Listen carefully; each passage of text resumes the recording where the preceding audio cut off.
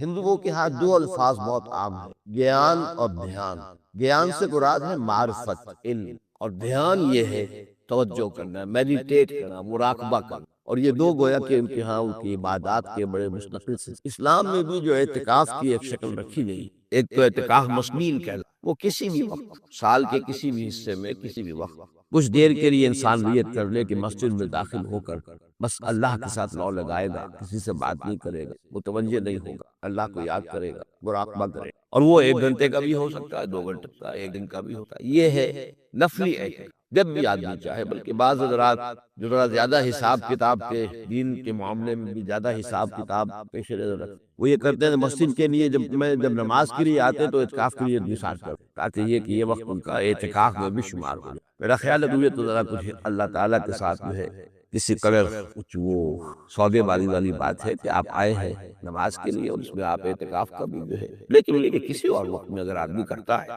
اپنی مصروفیات سے، اپنے اور دھندوں سے نکل کر آتا ہے خاص طور پر اسی کام کے لیے، اور پھر وہ مسجد کے اندر مراقبہ کرتا ہے، بیٹھتا ہے، اللہ کو یاد کرتا ہے، تو یہ چیز یقیناً میں سمجھتا ہوں کہ وہ ایک بہت مفید شے بھی ہے، اور اللہ کے ہاں اس کا جو مسنون اعتکاف ہے وہ ہے یہ آخری عشرہ جو رمضان مبارک، کہ 20ویں روزے کی شام کو، یعنی 21ویں شب سے قبل انسان مسجد میں اور پھر یہ ہے کہ وہ چاند دیکھ کر یا چاند کی جب خبر اور شہادت مل سکے تب نہیں۔ اس میں یہ بھی ممکن ہے کہ کوئی شخص دیر میں داخل، 4 دن بعد، 2 دن بعد، 6 بعد۔ میں نے اپنی زندگی میں جو پہلا اعتکاف کیا تھا وہ 57 میں تھا، اپریل 57 میں، اپریل میں رمضان تھا، 4 دن کا اعتکاف۔ اس کے بعد سے اللہ کا بڑا فضل رہا، بہت عرصے تک میں تقریباً ہر سال اعتکاف کرتا۔ یہ جو اعتکاف ہے، اب اس کے بارے میں ہے کہ اصل روح کیا۔ دیکھیے زندگی کے بہت سے ہمارے معمولات ایسے ہوتے ہیں کہ جن میں ہم ایک روٹین کے طور پر بلا سوچے سمجھے عمل کرتے ہیں، اور ہر شخص کا روٹین ہوتا ہے۔ طالب علم ہے، اسے معلوم ہے صبح اٹھنا ہے، ناشتہ کرنا ہے، بھاگنا ہے، دوڑنا ہے، کالج میں، اسکول میں پہنچ، پھر وہاں کا روٹین شروع ہو جائے گا، پھر وہاں سے آئیں گے، بھاگیں گے، دوڑیں گے، کھانا کھائیں گے، پھر کوئی اگر سیر کرنی ہے، کھیلنا ہے، وغیرہ وغیرہ۔ تو آج یہ کوئی گم سا ہو جاتا روٹین، اور اس میں سوچنے کا، کوئی غور و فکر کرنے، چیزی عمل پا ارادہ کرنے کی نوبت نہیں، وہ خود بخود ہی ہوتا ہے روٹین۔ اسی طریقے سے دین کے معاملات بھی اکثر و بیشتر جو ہے وہ روٹین کی شکل، اس روٹین سے توڑنا تاکہ لوگ ذرا علیحدہ ہو، اثر نو غور کریں، سوچ وچار کریں۔ اس روٹین کو میں ایک اور آپ کو مثال دیتا ہوں، بہت اہم مثال ہے۔ اب جب ہم اللہ کی عبادت کرنا چاہتے ہیں تو ہمارے لیے روٹین جو ہے اس کی وہ نماز کی، نماز آپ کسی سے کہیں وہ 100 نفل پڑھ لے گا، مجھے معلوم ہے نماز میں یہ کرنا ہے، اور رکعتوں کے ڈھیر لگا دے گا۔ حج کے موقع پر جو حج کا اہم ترین رکن ہے وقوف عرفہ، اس میں نماز تو موقوف کر، وقوف عرفہ سے پہلے ظہر اور عصر کی نماز علیحدہ ادا کر کے پھر داخل ہو۔ مسجد نمرہ جو ہے، جو اصل جگہ ہے جہاں پر کہ وہ نمازیں ادا کی جاتی ہیں باجماعت، ویسے تو چونکہ اب حاضری بہت ہو جاتی ہے تو اپنے اپنے خیموں میں بھی لوگ ادا کر لیتے ہیں، لیکن ویسے بھی تو یہ کہ مسجد نمرہ میں نماز ادا کی، اور وہ حدود عرفات سے باہر ہے، وہ کہ عرفات میں داخلہ نہیں ہے نماز پڑھ کے ظہر اور عصر کی، اور پھر اگرچہ سورج غروب ہو چکا ہوتا ہے میدان عرفات میں، اس کے بعد روانگی ہے تو مغرب کا وقت ہے بالکل، لیکن مغرب کی نماز پڑھنے کی اجازت نہیں۔ اب جاؤ مزدلفہ، اب مزدلفہ یہ بھی ہو سکتا ہے کوئی 1 گھنٹے میں پہنچ جائے، کوئی 2 گھنٹے میں پہنچے، 4 میں پہنچے، بزرگ بتا تو وہاں جا کر مغرب اور عشاء، جو اہم ترین حصہ ہے حج کا وقوف عرفہ، اس کو اس روایتی عبادت سے خالی کر، جس عبادت کا کہ آدمی روٹین بن چکا ہے، بس کے اندر وہ کرتا ہے، وہ بے سمجھے کر رہا ہوتا ہے، وہ میکینیکل ایکشن ہو جاتا ہے عام طور پر، ایک جیسے مشینری سا عمل ہے کرتا ہے انسان،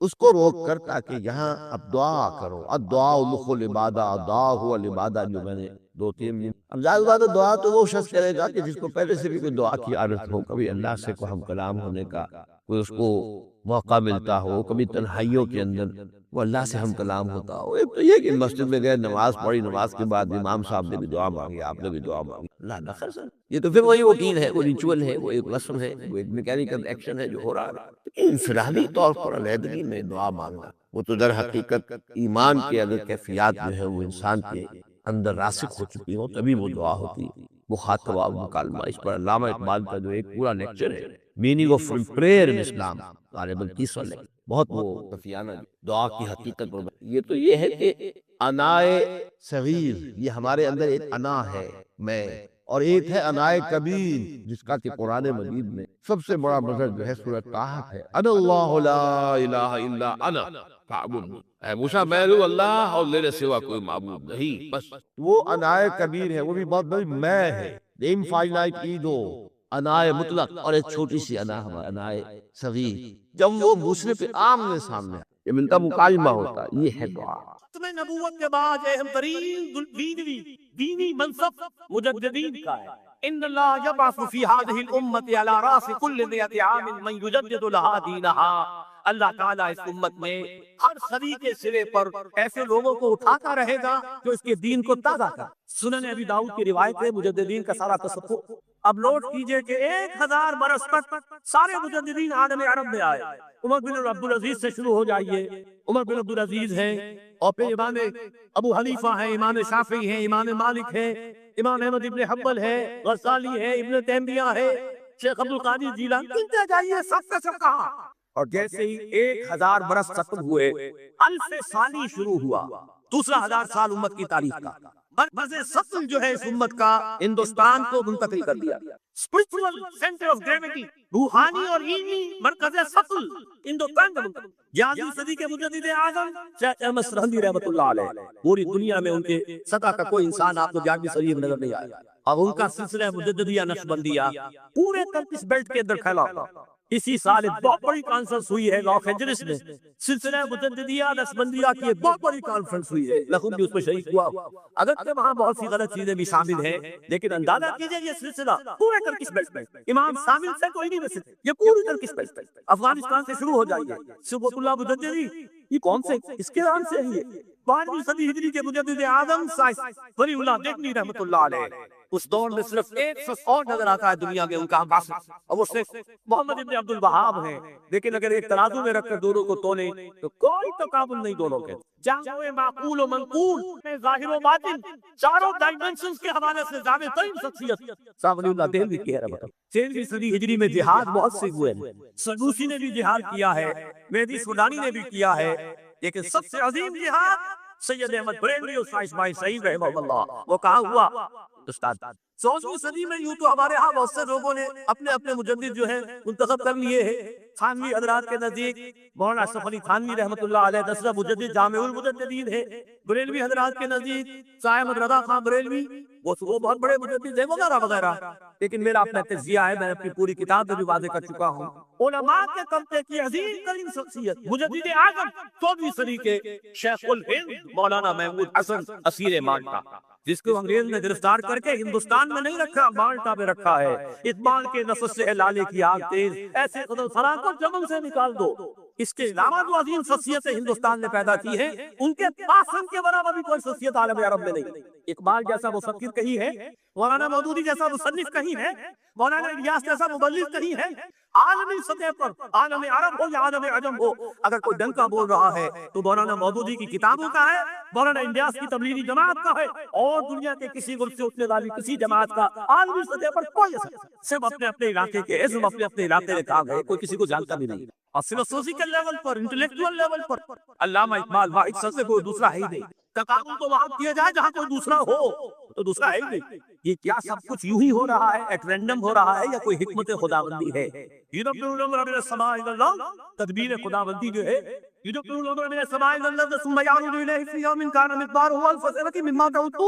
اللہ نے تدبیر تو ہزار برس کی ہوتی ہے، 400 برس کی تاریخ آپ کو میں نے بتا دی، 6 دینی اعتبار سے۔ اس میں اضافہ کیجئے، وہ جو کولونیل رول تھا اس سے آزادی تمام مسلمان ملکوں میں چلی، تحریک یہی ہے، لیکن اسلام کا نعرہ صرف تحریک پاکستان کے لیے لگا۔ عربوں نے عرب نیشنلزم کا حوالہ دیا ہے، سہارا لیا ہے۔ خلافت ختم ہو رہی تھی، احتجاجی تحریک صرف ہندوستان میں چلی، باقی پوری دنیا کے مسلمانوں نے یہ بھی محسوس نہیں کیا، جیسے کہ حضور نے فرمایا ہے کہ ایک منافق کو بھی گناہ کرنے سے کچھ احساس تو ہوتا ہے، اتنا ہی ہوتا ہے جیسے ناک پر مچھی بیٹھی تھی زور آ دیا۔ اس سے زیادہ احساس خلافت کے خاتمے کا پوری دنیا میں کہیں نہیں۔ اور یہاں مشرق سے مغرب، شمال سے جنوب، پوری اماں محمد علی کی جان بیٹا خلافت پہ دے دو۔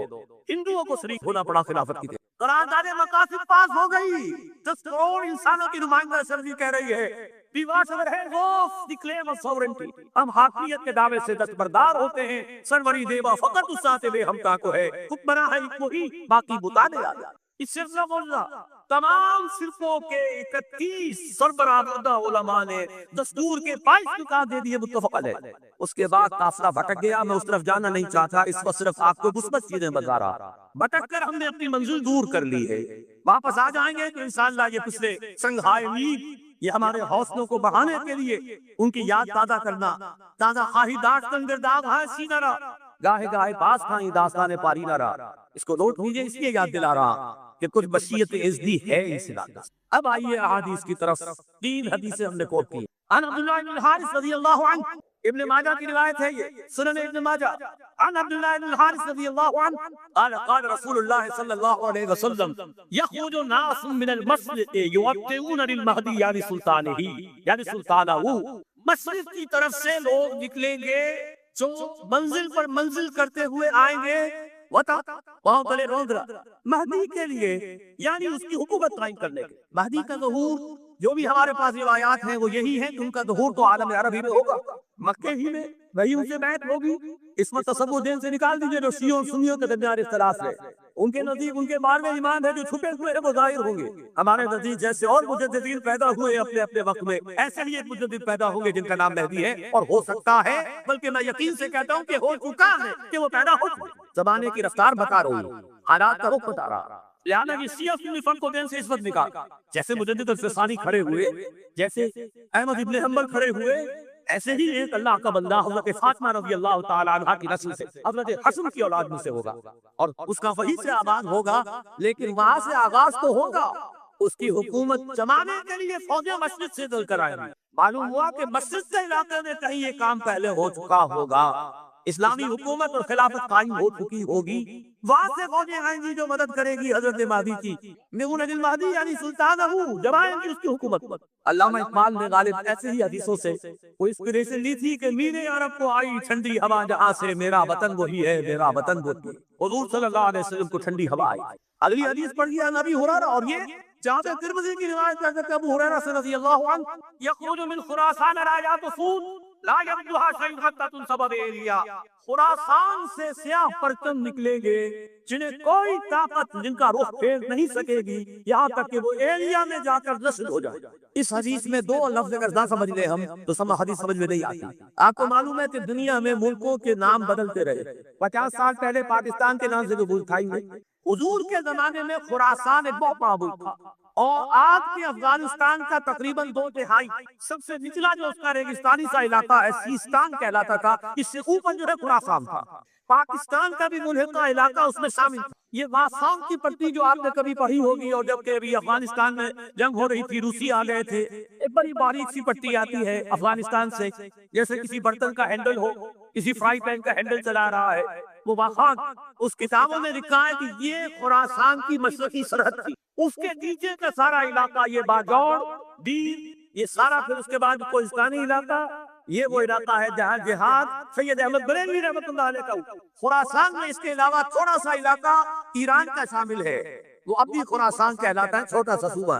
और एक फिर मावराउल नहर का इलाका जो अभी आजाद हुआ है रूस के तसद्दुद से, ये भी उसमें शामिल था। ये पूरा एक मुल्क कहलाता था खुरासान। उससे उधर का जो ईरान आज का है वो इस्फहान कहलाता है। इस खुरासान के इलाके से फरमाया हुजूर ने कि फौजें निकलेंगी स्याह अरब लेकर, स्याह परचम लेकर। एरिया हुजूर के जमाने में नाम था यरूशलेम का। यरूशलेम को सन 70 ईस्वी में जब तबाह बर्बाद किया है टाइटस भूमि ने, बिल्कुल तबाह बर्बाद कर दिया, उसको फिर उजाड़ दिया जैसे कभी नेबुकदनेस्सर ने उजाड़ा था। उसके बाद एम्परर हेड्रियान था, एक रोमन एम्परर, उसने दोबारा आबाद करके उसका नाम भी रखा है एलिया। अब वो यरूशलेम नहीं था, और सन 70 ईस्वी से उनका जो सेकंड टेंपल था वो गिरा पड़ा हुआ, आज तक गिरा पड़ा, एलिया कहलाता था। इस एलिया के बारे में हुजूर ने खबर दी। इस हदीस से मालूम हुआ कि ये मुसलमानों के हाथों से निकल चुका होगा, लेकिन इनको लेने वाले खुरासान से चलकर आएंगे, कोई और मुल्क के लोग नहीं ले सकेंगे। नोट कीजिए जरा हदीस को। ये एलिया तारीखी एतबार से मुसलमानों के हाथ से 2 दफा निकला है।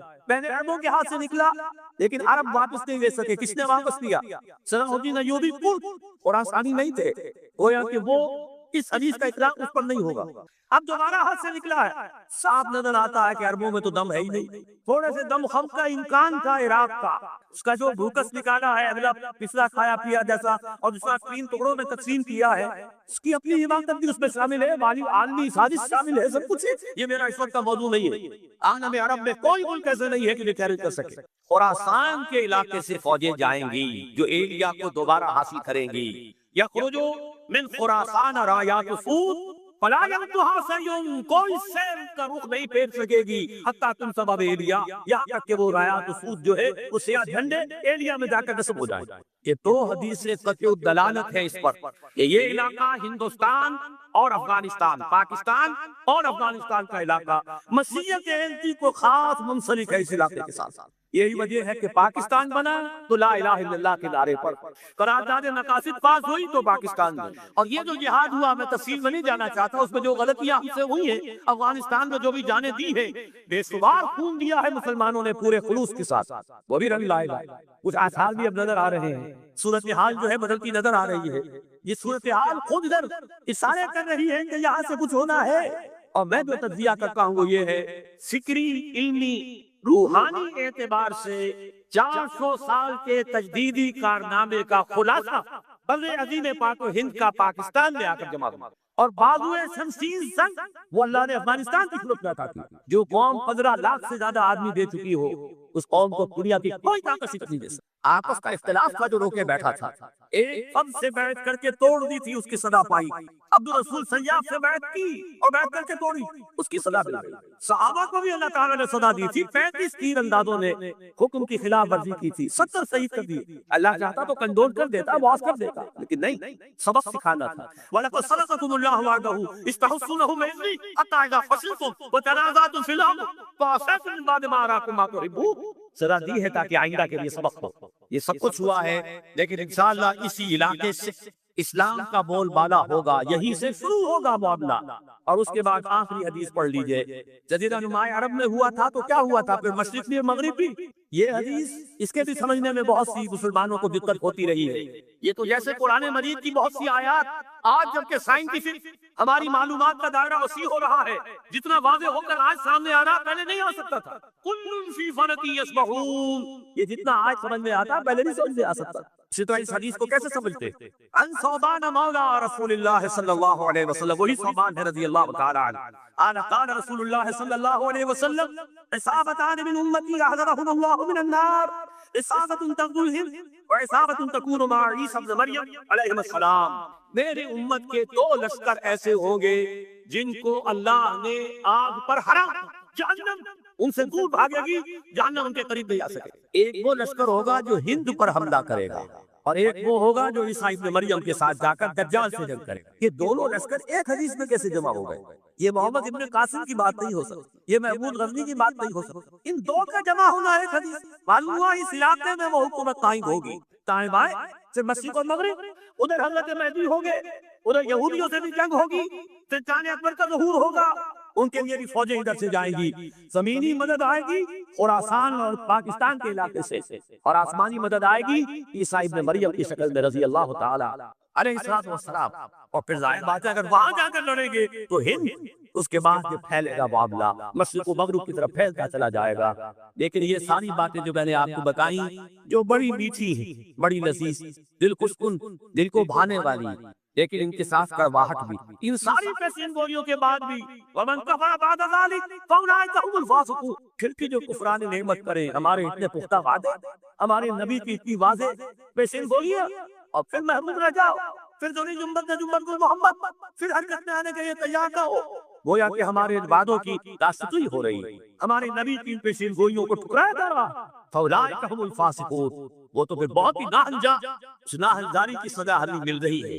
ہم بھٹک گئے تھے صحیح راستے پر آتے ہوئے، 1951 سے ہمارا قافلہ بھٹکا ہے، 1949 میں قرارداد مقاصد، 1950 میں تمام مذہبی فرقوں کے طرف سے متفق علیہ دستور کے باعث رسول یمن سے الیکشن میں حصہ لے کر جو بیڑا غرق کیا ہے، اسلام کی منزل جو کھوٹی، اسلام کو ایک پولیٹیکل ایشو بنا کر، ایک پارٹی ایشو بنا کر، متنازع مسئلہ بنا کر، اور پھر 5 جماعتیں اسلام کے نام پر ووٹ لینے کے لیے میدان میں آئی، تو جو کچھ حاصل ہوا ہے وہ ہمارے سامنے ہے۔ لیکن یہ میرا موضوع اس وقت کا نہیں ہے، اس وقت میں صرف یہی چاہتا ہوں کہ مستقبل کی ان پیشین گوئیوں کو سامنے رکھ کر اپنے ڈوبتے ہوئے جو دل ہیں انہیں ذرا سہارا دیجئے، ٹوٹتی ہوئی ہمتیں جو ہیں ان کے اندر اثر نو، ایک عزم، ایک استقلال، ایک ہمت جو ہے پیدا کیجئے، اپنی قبر کو کسیے، محنت کیجئے۔ یا ایھا الذین آمنوا هل ادلکم علی تجارۃ تنجیکم من عذاب الیم تؤمنون باللہ ورسولہ وتجاہدون فی سبیل اللہ باموالکم وانفسکم ذالکم خیر لکم ان کنتم تعلمون۔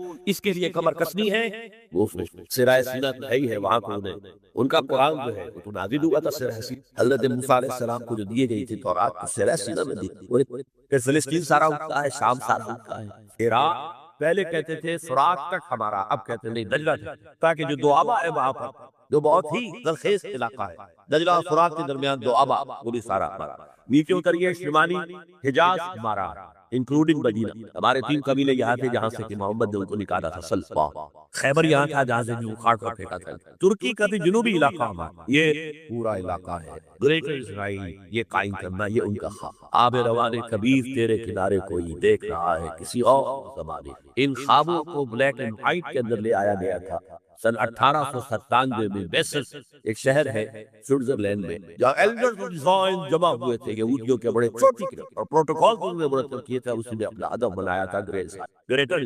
نمبر 2 ٹارگٹ ان کا کیا ہے؟ مسجد اقصیٰ کو گرانا، قبۃ الصفا کو گرانا، تھرڈ ٹیمپل کا وہ جو معبد سلیمانی، ہم اسے مسجد اقصیٰ ہی کہیں گے، ایک نبی کا بنایا ہوا تھا تو مسجد وہ اسے ٹیمپل کہتے ہیں، معبد سلیمانی میں سمجھتا ہوں کہ دونوں کو کور کر جائے گا۔ 1000 قبل مسیح کے اندر وہ کامیاب ہوا، 587 قبل مسیح میں گرا دیا گیا، 100-150 سال کے بعد پھر ریکنسٹرکٹ ہوا، 70 عیسوی میں پھر گرا دیا گیا، اور آج تک گرا پڑا، صرف ایک ویلنگ وال ہے جہاں جا کر ہوتے ہیں، ماتم سا کرتے ہیں تو رات پڑھتے ہلتے ہوئے، اور اس کا کوئی نام و نشان نہیں۔ لیکن یہ معلومات اس جگہ تھا جہاں مسجد اقصیٰ اور تو اس کو گرانا ہے۔ اور نمبر 3 پوری دنیا کو اپنے مالیاتی استحصال کے اندر جکڑ، through world bank, through multinational, through globalisation, through سب جکڑ کہ تمام دنیا جو انسان جتنے انسان ہیں دنیا میں وہ حیوان بن جائے، کام کریں کام کریں کام کریں کام کریں، اور جو کچھ کمائیں اس کی ملائی ہم سود کی شکل میں کھینچتے چلے جائیں، ساتھ اس کے لیے چھوڑ دیں تاکہ پیے تاکہ اگلے دن بھی کام کر سکیں۔ یہ ان کا فلسفہ ہے۔ طالبوت میں لکھا کہ در حقیقت انسان تو صرف ہم ہیں، باقی جتنے انسان ہیں، جینٹائلز بھی کہتے ہیں ان کو، گوئمز بھی، یہ انسان نما حیوان ہے، یہ حیوان ہے، انسان نہیں، شکلیں انسانوں کی ہے۔ اور جیسے کہ حیوانات کو استعمال کرنا انسان کا حق ہے، بیل کو ہل کے اندر جوتتا تھا کہ نہیں، اب ٹریکٹر آ گئے تو دوسری بات ہے، گھوڑے کو ٹانگے میں جوتتا تھا کہ نہیں، اب ٹیکسی میں چل ٹھیک ہے، لیکن کہیں کہیں تو تالی چلتا، کہیں تو انسان بھی جوتے ہوئے ہیں۔ ہندوستان میں تو وہ سائیکل رکشا چل رہا ہے۔ بہرحال ظاہر بات ہے کہ جس طرح تم نے ان حیوانوں کو استعمال کیا، ہمارا حق ہے تمہیں استعمال کیا۔ البتہ جیسے تم تانگے کے اندر جس گھوڑے کو جوڑتے ہو، شام کو جو کما کر لاتے ہو، تھوڑا حصہ اسے بھی دے، وہ دانا نہیں ڈالو گے، کچھ چارہ نہیں ڈالو گے تو اگلے دن کیسے کام کریں؟ اسی طرح ہم بھی تمہیں بنا دیں گے حیوان، اور تم کام کرو گے کام کرو گے کام کرو گے، جو کچھ بنے گا، جو پروڈکشن ہوگی، اس میں سے کچھ حصہ تمہارے لیے چھوڑ دیں گے، بلائی اور پکڑ کی۔ کیا ضرورت ہے جا کر حکومت کریں؟ جہاں بھی حکومت کریں گے وہ تمہیں ماریں گے، تم انہیں مارو گے، کیا فرق؟ یہ 3 خواب ہیں یہود کے، اور اب یہودیوں کے اعلی کار ہیں اس وقت عیسائیوں میں سے بالخصوص پروٹیسٹنٹ۔ اسی لیے ایک اصطلاح میں نے 12 بتائی، west white Anglo Saxon Protestant. West جو ہے وہ بھیڑ کو کہتے ہیں، وہ کٹ جاتی ہے کہیں وہ سوج جاتا ہے آدمی، وہ ویسٹ جو ہے WAST white Anglo Saxon Protestant, یہ سب سے بڑے آلے ہیں۔ اور ان میں سے بھی بالاخص، ایک تو میں نے بالخصوص کا، ایک بالاخص ایونجلسٹ، یہ جو ایک عظیم تحریک ہے امریکہ کے اندر، انجیل کو اور انجیل کی پیروی، اور انجیل جو ہے اس کا تو بیشتر حصہ تو یہودیوں سے متعلق ہے، تو بڑا چھوٹا سا حصہ ہے نیو ٹیسٹمنٹ، لہذا وہ یہودیوں کی اب بالادست یہودیوں کی حصت اور یہودیوں کا مقام دلوں کے اندر دوبارہ پتا ہوگا۔ یہ ہے تو سمجھئے امریکہ sole supreme power on earth, SSP sole supreme power on earth, ایک طرف تو یہ ہے، دوسری طرف EU۔ And what is EU؟ European Union اصل میں ہے کیا؟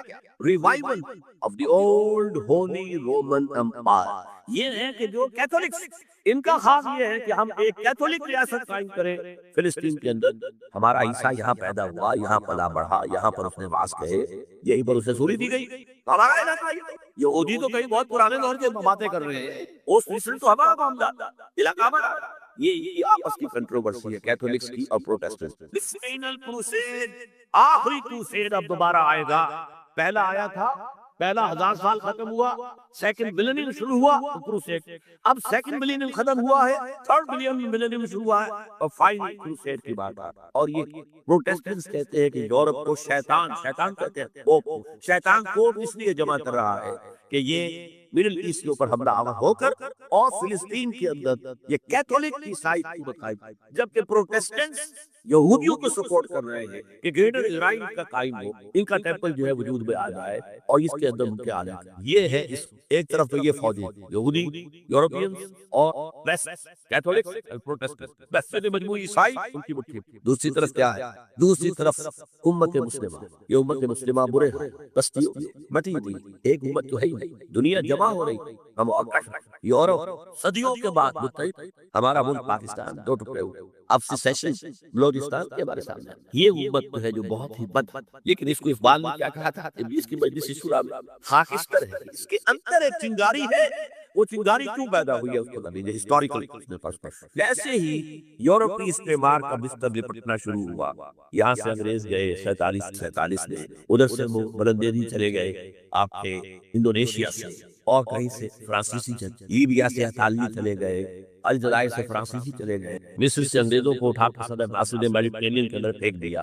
ہوتے ہوتے ہی جب عالم اسلام آزاد ہوا تو جیسے کوئی ڈیپ سلمبر، گہری نیند سے بیدار ہوتا ہے تو اسے کچھ یاد آتا، ہماری بھی ایک ٹینشن، ہمارا بھی ایک تمدن تھا، ہمارے بھی اس کا ہماری شریعت جو ڈیفنس رہی سر سے یہ تو انگریز کا بنایا ہوا ضابطہ فوجداری اور انگریز کا بنایا ہوا ضابطہ دیوانی، ہم اس کے پیسے دیں گے.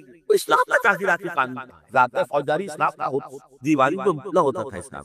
یہ جو ایک ہی وقت میں انڈونیشیا سے لے کر اور عرب ممالک تک ایک ہی جذبہ اٹھا، اسلام کو زندہ کرو، زندہ from nearly the middle of the ناسٹ. بسجوی پارٹی انڈونیشیا، جماعت اسلامی ہندوستان، فدائیین اسلام ایران، الاخوان المسلمون مصر سے پورے عالم عرب، سعید نورسی ترکی. یہ تحریک ایک ہی، ان میں جذبہ پیدا ہوا کہ اسلام کو ہم قائم کریں. ان تہذیبوں نے، ان تحریکوں نے ایک چیز بہت عام کر، اللہ کا بہت عام، وہ تصور اب چلا گیا. کچھ لوگ جو ہیں بہت ہی دقیانوسی لوگ لے کر بیٹھے ہوئے، لیکن جو بھی ذرا تعداد جس کے اندر تھوڑی سی اندر ایلومینیشن آ گئی ہے، وہ جانتا ہے اسلام صرف مذہب نہیں، دین ہے، مکمل نظام زندگی ہے. اور دین اپنا غلبہ چاہتا ہے. دین ہوتا ہے اس وقت جب غالب نہیں ہے، مغلوب ہو گیا تو وہ مذہب رہ جائے گا. اس میرے فارمولے کو انگریز آیا، دین اب انگریز کا ہو گیا، قانون اس کا ہو، اپنا قانون اپنے گھر میں رکھو، ہاں نمازیں پڑھو. مذہب اسلام we are ready to recognize. دین اسلام.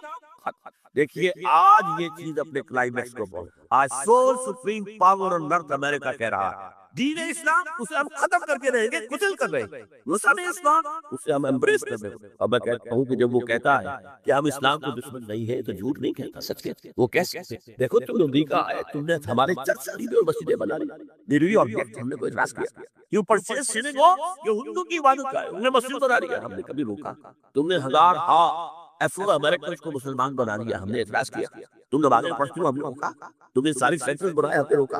اسلام مذہب کی حیثیت سے تم روزے رکھتے ہو تو اب ایک افطاری بھی دینے کو تیار ہے. وائٹ ہاؤس میں ایک افطاری دیں گے، سیلیبریٹ کریں گے تمہارا منتھ آف فاسٹ، تمہارے عید اور بقرعید پر ہم یادگاری چکن ایشو کرتے ہیں. تو we are not against your religion is Islam acceptable. لیکن نظام سیاسی، معاشی، سماجی نظام یہ ہمارا، یہ بات ابھی چند دن پہلے میرے ذہن میں آئی ہے. ظاہر بات ہے کہ زندہ ہوں میں، خیالات تو آئیں گے. آج 1400 برس بعد تاریخ جو ہے 180 درجہ اس نے موڑ کھا.